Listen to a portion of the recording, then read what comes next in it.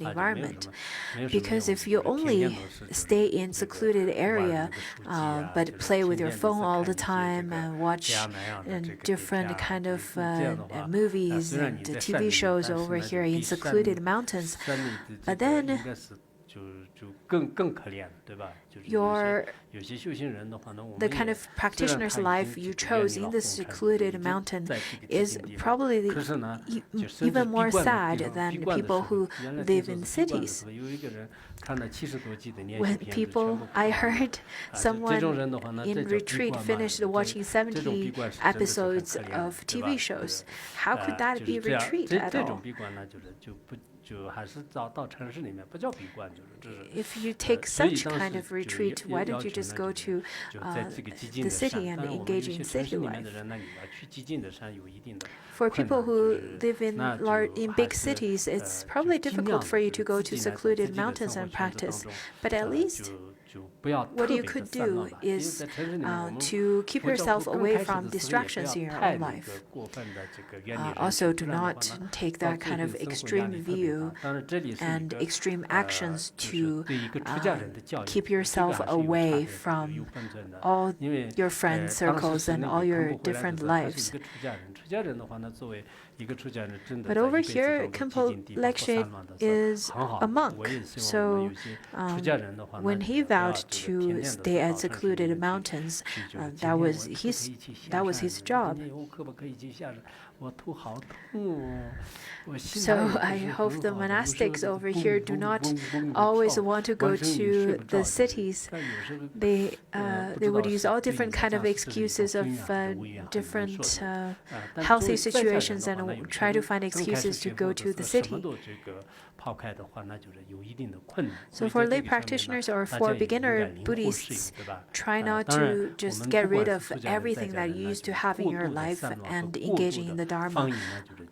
Don't take that extreme view and don't take the other extreme view once you are already in the secluded mountains and you try to go to the city. So avoid those two extremes.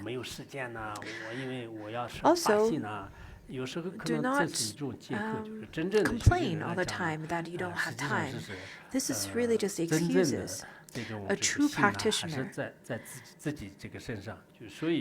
could take charge of your own mind. I sometimes feel you can really get a lot of time. During winter break, I wrote down a small schedule and posted it online. And there are people telling me nobody can do this kind of schedule at all. Maybe at the beginning you can do it, but you can't do this for a long period of time. I'm very experienced with making schedule. And I was thinking to myself, we have that kind of experience of being distracted with the schedule, I guess. Anyhow, my personal schedule is really not, should not really considered as being like a diligent person's schedule, because when you look at the previous masters,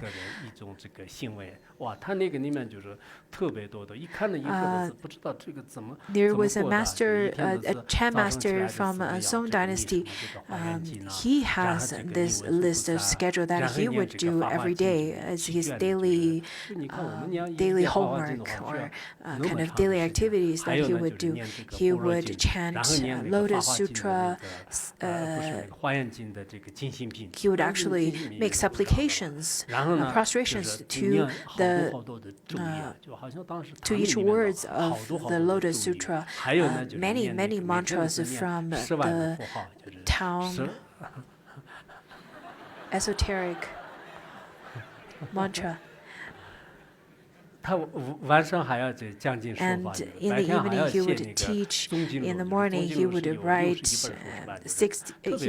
books. At the end, I think his books came out to be 61 volumes, and he recited the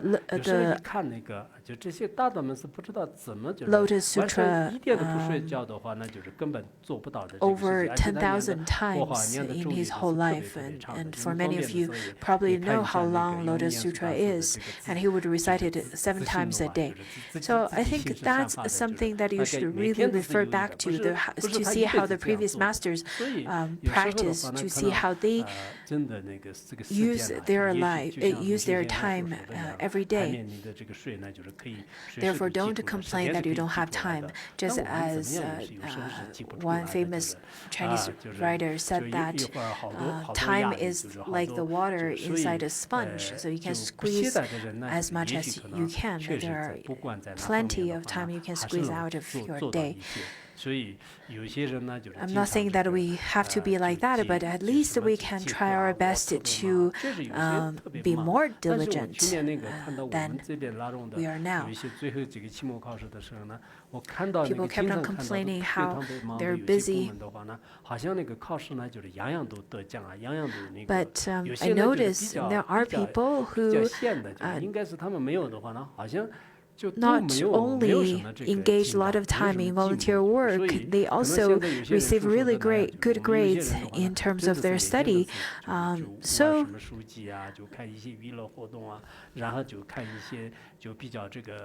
you could choose to watch TV series and movies or play on your cell phone. That is really a setting sun mentality. With such kind of a mentality, you really don't have any strength. You don't want to look at yourself. You don't look at your own. You don't have strength to look at who you really are and be with who you really are. You only want to be distracted and watch all the distractions that comes from outside and receive information from outside. So long-term diligence is really important. Even if you can't do that, at least what you could do is to listen to one class of Dharma, one teaching of Dharma every day. I am pleased to see that a lot of the practitioners are currently doing that. So I hope all of you could keep it up and do not get into that kind of slothful mentality. Maybe at the beginning you were really diligent, and slowly you forget about your aspiration, and then you become slothful at the end. That would be such a pity to waste your life and your time, and without receiving and learning all of those teachings that was given by the great masters. Also try to be really steady with your aspiration, with your diligence, because you don't want to just be diligent for 2 and 3 hours a day and then you just completely give up, or get up really early in the morning for 1 or 2 days, but started to sleep in for the rest of the year. So now, this part of the advice talks about Vajrayana advice. So I'm just going to give you quick explanations. From time to time, in order to increase the level of realization, practice distinguishing nirvana and samsara.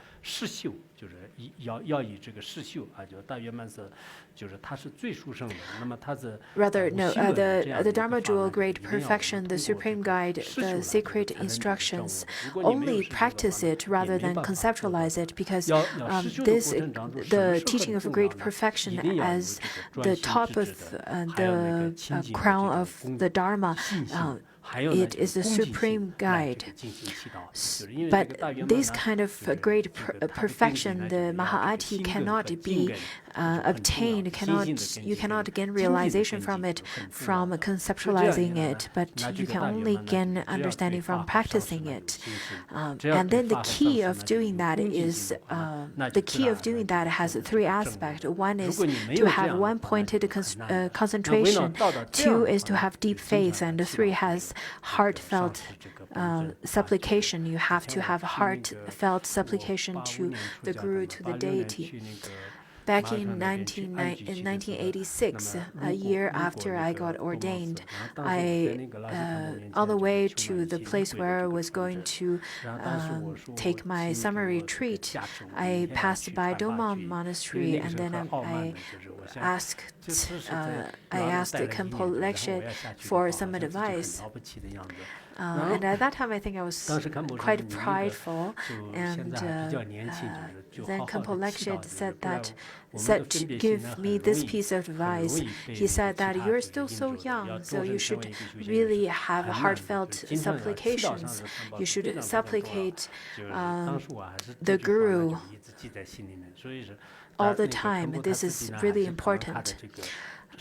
That was the advice that really kept in my heart, because I thought to myself that Khenpo Lecture also did that as well. Diligently plunge into the union of Dharma Dhatu and primordial awareness, into the union of the non-duality of Dharma Dhatu and primordial awareness. This won't fail you this time, this lifetime, and the next lifetime. You will definitely attain liberation in this lifetime and the next. So for this, we must have confidence. Of course, if you don't have good practice, if you never really practiced it, you won't be able to have a good confidence.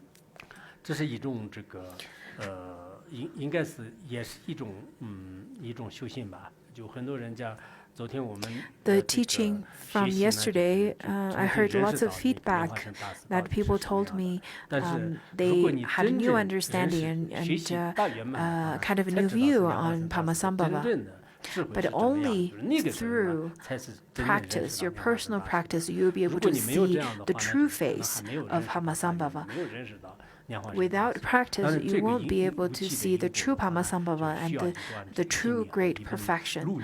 Of course, that needs lots of different diligence and efforts.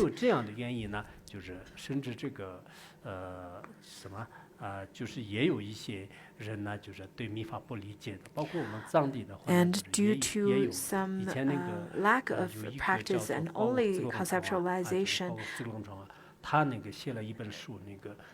there is someone named Hua Tsuchun he wrote this book where he wrote some of the slandering, recorded some slandering people used to have towards Maha'ati. There was a person named Huazhen. At the beginning, he studied Maha'ati, the great perfection, but he didn't attain any realization. And then he started to study exoteric or Sutrayana.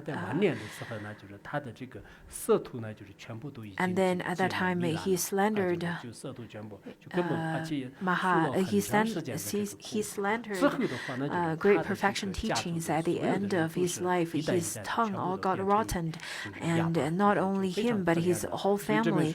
And in lifetimes, in generations, many people, many of his family members it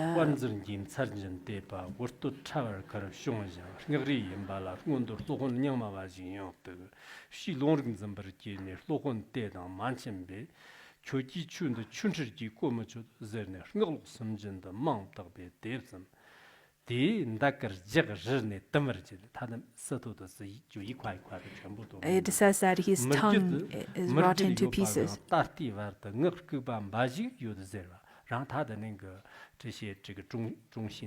And his family members, generations of them, until now, they are either mute or, in fact, they're all mute. Sometimes we see a whole family, they are all disabled, such as blindness, or they're mute, or different kind of different kind of defects. That's probably because of the negative karmas they made all together as a family. So it's quite important, even if you don't understand Mahayati, at least don't slander it. This is important to remember. So that's. Now let's move to the next verse where it talks about the systematic study and a systematic practice. It says that from time to time, in order to increase the level of realization, practice distinguishing nirvana and samsara based on instructions, practice diligently according to your personal experience. So there are different practices, such as the home practice that we learned earlier, and then the distinguishing nirvana and samsara is a practice that's very similar to a chant practice, where at one time you would imagine yourself in hell realm and the other in a different realm or so. So that's similar to such kind of a chant practice. And then based on your own personal experience, you should practice diligently and systematically according to the instructions. Then it says that the one attain direct liberation are rare to find. So there are two types of practitioners who attain liberation. One type is called the one who can attain direct liberation. And then the other, this kind of person who attain liberation is called the kind of practitioner with a sharp capacity. Then the other type of practitioner is the ones who attain gradual liberation of external phenomena. They attain such liberation relying upon systematic practice of generation and practitioner and perfection stage. I think majority of us are the kind of practitioners who attain liberation through systematic practice. Otherwise, just look at how many marks you can get from a test on it. Let's look at the sixth patriarch. He is illiterate, but he understands all the sutras. So majority of us are not at that level, and we still need a systematic practice of generation and perfection stage. Then from each stage, you have to have insights of each steps, and then move on to the other. This is quite important. Just as when you're practicing when you're engaging in the noodle practice, the preliminary practices, for each of the preliminary practices, you have to have insights for each one. For example, all the common practices, you have to have insights of how life is precious, how things are impermanent, and so on. Then you can move on to the other one. I think many people nowadays, they feel that they have such sharp capacity, and then they started lying and started just saying about their realization levels. But people know them, and people know how they have afflictions. So it's I don't think that's an appropriate action. I heard some people would openly discuss their insights or started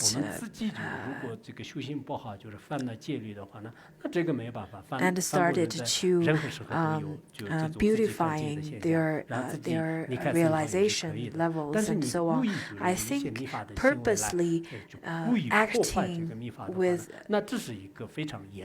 according to or acting like a crazy wisdom master, or use crazy language to discuss with others. This is really not appropriate.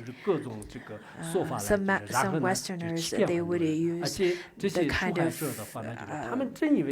teachings on practicing karma mudra and practicing subjugation and so on. They would then teachings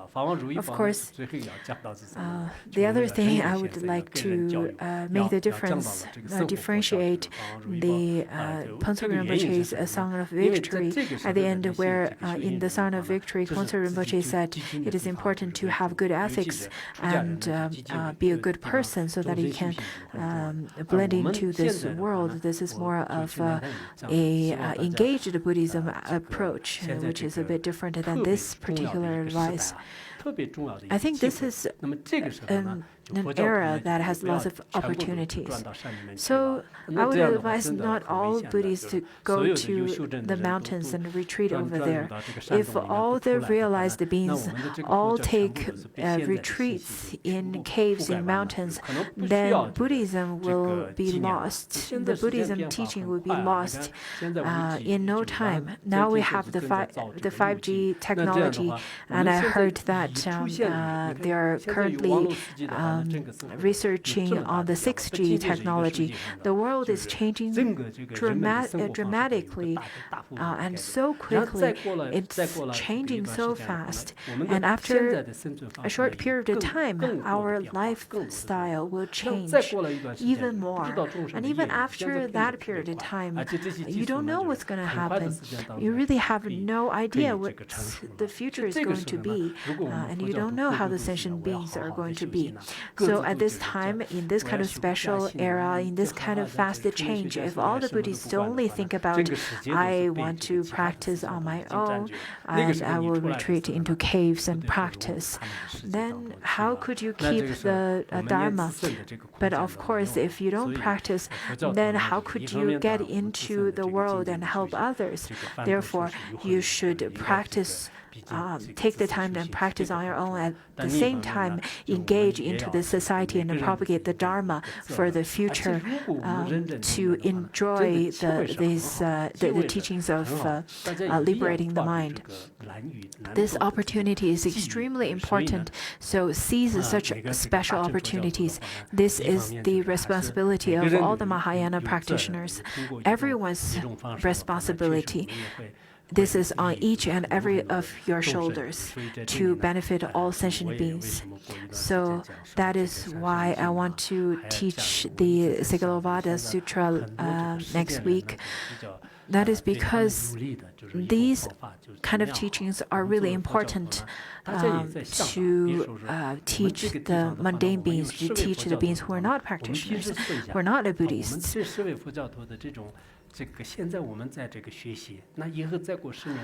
So now, all of us, we're currently studying. We are studying, contemplating, and practicing. After 10 years, after 20 years, what could be the contributing conditions and causes to help the Dharma center, to help the Dharma to be propagated after decades of time? You should use your resources to use your wisdom to try to continue the lineage of the Dharma. Nowadays, in this world, we have so many different technology. We have the different computers, smartphones, and so on. You should learn to use it. You should try to use such technology to propagate the Dharma. Don't just watch. Don't just be slaved by such technology. You should be able to utilize such tools for the benefit of others. We should then adapt different methods to benefit people's mind. We should try to use different skills and skillful means to the benefits of the sentient beings. On one hand, we should have this kind of mind of benefiting others. On the other, we should also have this kind of a mentality of we should understand that the time is limited. Therefore, we should really try our best to have a sense of urgency. There are so many professionals within this group where you can make lots of contributions. So for those people, you should really stand out and try to make contributions. I sometimes think about Khenpo Rinpoche. If Khenpo Rinpoche were to stay in a cave and practice, then none of us would have been 们这一代的人的话呢，就是也是 So that was 一代就是传一代吧。 kind 然后 of 这样的话呢，那就是我 Dharma 们的这个 propagation story 就是 and 完成 legend 了以后 that 呢， was 看你们 created 这 by 个 the 下面的 previous 这个 masters. 人呢 But 也是 how 这么 about 样。然后 our 你们这一代 generation? 人呢 The 也是 previous 把这个佛 generation 法就是 masters 传 made 下 all 来。 of these 虽然 for 我不 us, 是什 but 么就是 how 一个 about 第三 our 代的这个 generations? How 但 about 是 our 我至 next 少也是 generations? 在这个九法王的这个前往往 I 的这 am 个弟子当中的话呢，也是一个这个名义上是一个传法者吧，就是这样的。所以 I 我们每个 cannot 人 call 呢，应该有 myself 自己 as 有一种这样的责任 an 感，是 heir, 很重要 but 的。 at least I 那么 can 最后的 call, 话 I 呢， can, 就是 I 他 am 建立 still 说多梦 one 这个 of his 拉稀 disciples 法 that's 这个多梦 currently 的多数 spreading 是 the 用的画 Dharma. 作 So 吧，就是 I 非常 think 好 we 看的， should 因为多梦有 also 很多的 try 这 to 个 contemplate 画 on that 所 as 以 well. 有 Now 有 at 画 the 有 end, 有 it 这 says 个 that 这个 Doma 光 Lama 芒 named 或者是 Lekshed. 这个这个当时那个他的名字叫肯波拉谢嘛，就他暂时 Khenpo 会故里，就是回到这个家乡的时候，他当时请求这个上师给我加持，就是发 Doma 愿， Lama 就是 named 让我这个 Khenpo 终 Lekshed 身修行的这么 upon 一个 his 教 temporary 育。 visit 然后就 to 他祈祈 the 之后的话 hometown 呢，就是 requesting 经略多介绍 teachings 是 out 就 of 是传授 good 的，他是一个大圆 aspiration. 满的 Thus, 非常了 Gyurme 不起的。 Dorje, 好像大概58 Gyurme 年的时候呢， Dorje 就是就关了 is 监狱里面， Gyurme 后来69 Dorje 年的时候圆 has 寂的，但是 attained 不知道当 great 时怎么样。 realization 他 of 的著 great 作呢，就是大 perfection. 概有5本左右啊，就有5本书，就所以 He 呢，我们就是对 His 前辈的 5 这些上师们 volumes 的 of 教育呢， Dharma 也 teachings 是这 were 样 kept 这 until 个 today. So 去 thus, 学习 Gyurme 啊， Dorje 就希望呢 carefully wrote 每个 this 人就是 down 应该 and 这 give 个 it 修行呢 to 就是圆 him. 满。同时 So I 呢，我 hope 们现在 everyone 特殊的 can 这个时代要发现，要认识这个我们处于的这个时代是不是跟以前的 can 时代一 practice 样，变化 accordingly. 特别 And 快的， also, 非常 I really 可 hope 怕 that 的， you 也是可 can 惜的。这么一个 recognize 时代， the 在这个时代呢， special 要有弘法利生的，也要修行的， all 这么一个 the 心态 the 的 special 话呢， quality 那 of 也许 this 可能我 era 们真 and 的是这个人生 seize 得 the 到人 opportunity, 生是意义。 use this 好， opportunity 今 to 天 help 到这里。 others, and then our life will be meaningful. And we'll stop here today.